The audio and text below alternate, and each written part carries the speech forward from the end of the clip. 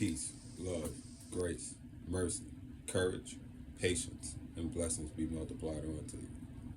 I want to take y'all into the lab in the greenhouse. Let y'all see what's going on. The wood's still burning. Also got this electrocuted on. It's on the low setting right now, 500 watts. I got the lights hooked up.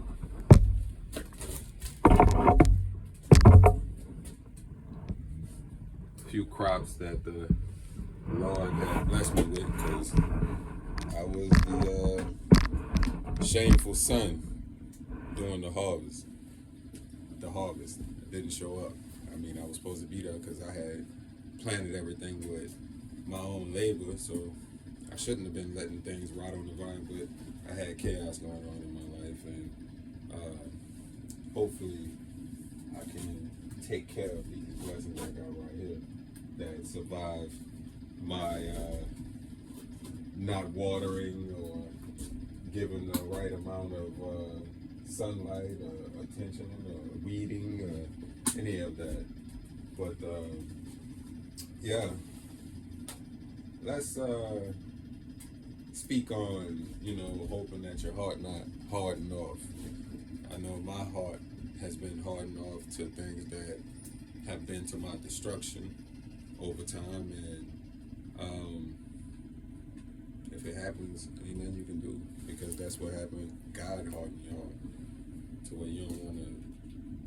You're not gonna do right. It's like Pharaoh.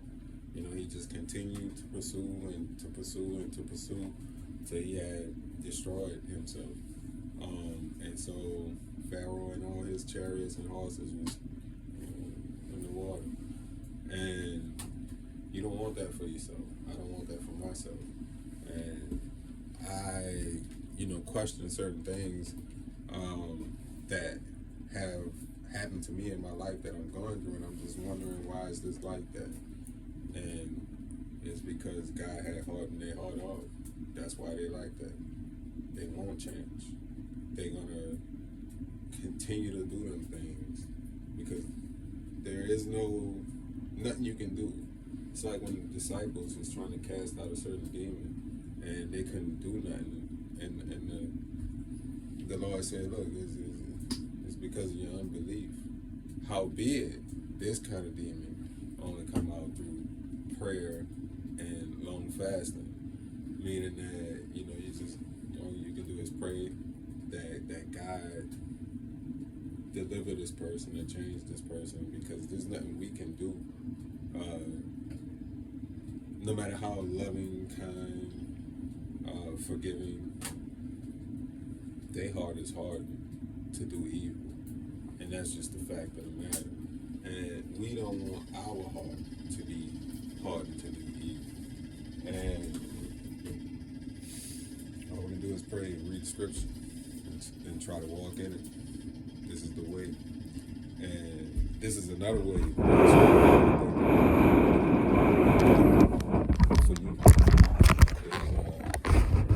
Produce food. This fame right here. I ain't keeping myself making that noise. It's a thermal fan. It's got a little thing on the bottom of it that convert this thermal energy into rotational energy and circulate the heat in the room. I also put another fan back there to push the cold air forward. And I'm gonna do a heat sink too, so that instead of the heat escaping up through the roof, I have a couple gallons of water sitting on top of that, and it'll absorb, heat it up to about 200 degrees or something like that. And I don't like that sound. I gotta maybe oil it up or something like that. Maybe it'll put a weight on it. We will see. But yeah, you gotta. That's why all the parables and stuff like that. Not all of them, but many of them refer to the sheep. The vine.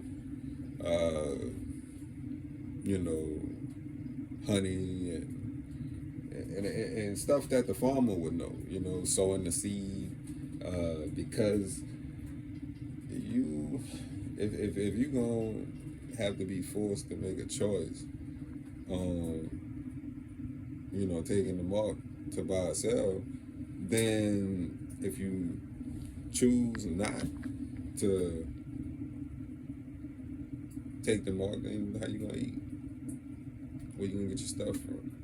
Where you gonna get your eggs, your bell peppers, and beef, and your fish, whatever that is you want to eat? You're gonna have to have a plan for that. And if you think that that's never gonna happen, then how much more of the scripture do you think never gonna happen? You know what I'm saying? Like what's happening in the scripture and what's not happening in the scripture. Let's dig into it. Do we believe everything it say? Some of the stuff it say? You know what I'm saying? None of what it say. Is it all a fairy tale? Because if it's real, then you're gonna be given a choice. You gonna get down or you gonna lay down? What's the deal? So, if you say, well, look, man, we got to go. We got to roll. But if we got to roll, then you got to feed yourself. Because you out of my system. I ain't dealing with you. And plus, I don't like the fact that you're talking back. Anyway. You got to understand the attitude. You know what I'm saying? So, I suggest, you start to develop yourself an infrastructure of what you're going to do and how you're going to do it. Because, I started this journey so long ago trying to figure out how to eat that I had to go through so much. And it's not an easy journey to figure out how to eat. It's not. That's why nobody know how to do it no more. Because it's not easy. And they have fooled us into thinking that that's, I don't want to call it dummy work or nothing like that, because you can't even use no terms to insult intelligence or anything like that no more. Not that we should be doing that, but at the same time, like, there is a dumb, deaf spirit. So if we can't use the word dumb no more, and that's a scriptural word, dumb, deaf spirit is what he called the enemy. When the man had the devil in him, thou dumb, deaf spirit, come out the man, So anyway, they tried to put that on a farmer or something like that, as that being, why you want to be a farmer? That ain't, you going to be dealing with poop and this, that, and the other. Like, no, that's a respectable profession for to feed somebody. And it's a coveted title now. Man, I'm a farmer. My kids ain't even want to get up to me. I got chickens, land, all that, and, like, nobody want to give it up. Nobody. But it used to be a disrespected thing. You know what I'm saying? You're a farmer. Oh, I'm going to the city to get an education or something like that. Like, nah, that's why all the parables, remember? So, you're going to have to get back to it. You really are. You really are. I was talking to a friend that came over with his family, and they situated, you know what I'm saying? And they was talking about the price of food and so on and so forth, and how you really got to have it to eat fresh, clean food if you're going to get it out the stove. And it still ain't going to be like you get it out of a well-balanced garden that got all the what the ground need, and then they put it into the fruits and vegetables and everything, your herbs and all that. They're going to be so rich. You're not going to need much. It's not going to be, especially when you start to understand the Lord, get a rain in the due season, and you let it go with the rain. Once you figure that out and stop watering your garden, I ain't telling you to do that, though, because that's a whole nother level of what's happening. But, no, okay, you got to be careful.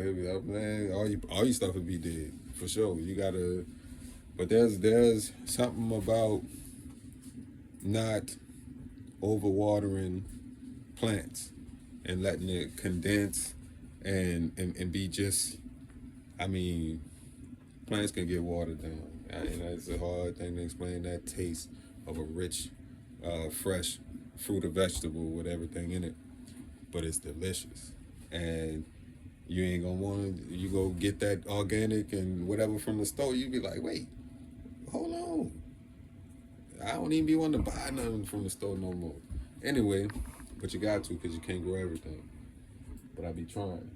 And you got to try because it's, man, there's so many years of failure that got me here. So many years of failure and so much money thrown away through foolishness. Hopefully you can do it much smarter than what I done it. But there gonna be some mistakes and mishaps, and that costs money. So, you know, you got to get to it because all the stuff getting more expensive and time is at hand. Because you know the better you put food and nutrients in the body, the better you could think. The better you can think, the better you can connect to your spirit and resist the enemy. You know, because when you look at this body, if you don't do it right, it's malfunctioning, and the spirit rests in it. So, you know, it's like it's not a hydraulic manual car; it's a electric car, and everything done by sensors and you know actuators and switches and stuff like that. And so if you know the signal send that actuator to do this, and then it's supposed to turn left, but it turn right, you're gonna crash. And so the spirit might be trying to hit you with something, and it can't happen because the signal going all haywire because the body ain't right, right, and the mind ain't right, and none of that's happening. The mind, wow, I'm just getting it to you like that. Um, yeah, the spirit will be the controller. The body is the mind is the senses, and the body is the instrument. You know what I'm saying? So I'm just playing.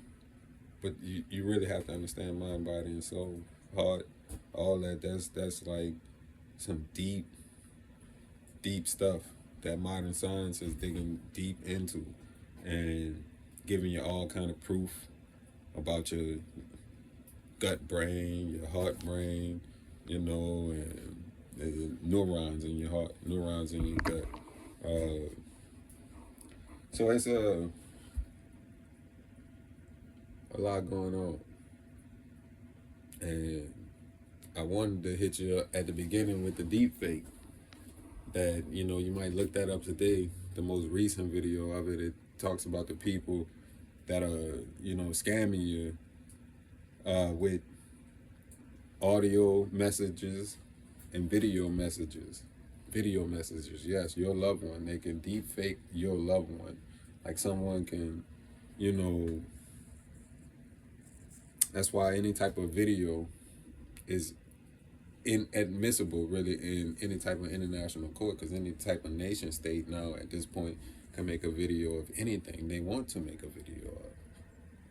That's the technology that has emerged, that has been is now known to the masses. But believe it or not, I've been telling people about this for about 5-6 years, and so it's like it's a wild thing to watch things that had been fringe 6 to 10 years ago now become mainstream.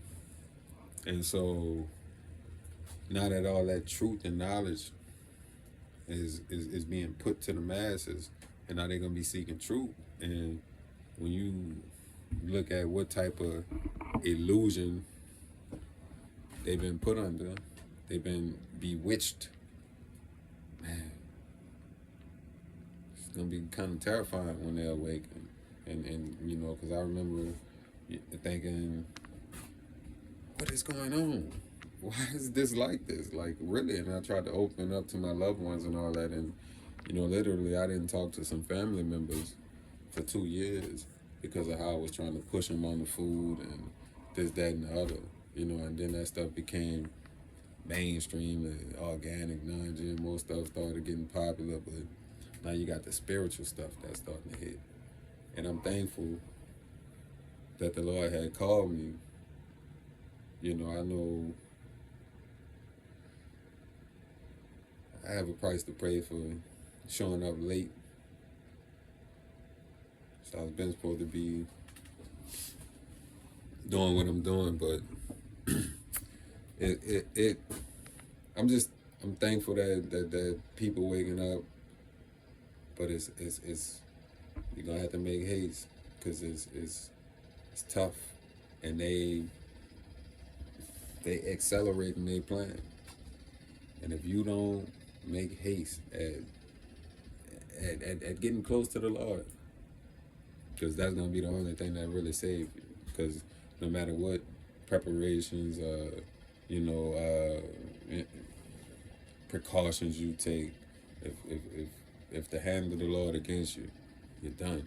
So seek the Lord while He may be found, because I feel like I'm always looking to the clouds to see when He coming with the glory of His Father and with the holy angels with Him. Because it's like at this point with the mockery and everything being fulfilled, all eyes being able to see one thing, they're able to create any kind of sign of wonder they want to, track everything you do, know what you do. And so anyway, listen, you'll be more better off and not worry about what's going on and ready to join the good team, the good fight. Ain't even no fight is over. We just going through our tribulation and our ordeal to, try to give the light to others, so they get a light to others. And maybe we have more time. Like, was it a lot when he said, look, if it's one. First he said 50, they went to 30 or 20. He said, well, look, if it's just one, I won't destroy the place. And if we try to have a couple, or it's a bunch of us, then there ain't no reason to destroy it. Look, we didn't subdue them, or you done gave them to our hand, and we living righteously, doing right. You know what I'm saying? Not trying to be with abominations and do the long list of stuff that our society had, Babylon. But if it's not one, and the place getting and all kind of stuff gathering to make sure those type of things happen. So you gotta get yourself together, love your brother, love the stranger, love your enemy, and do right. You know what I'm saying? Man shall not live by bread alone, but by every word that proceeded out of the mouth of God.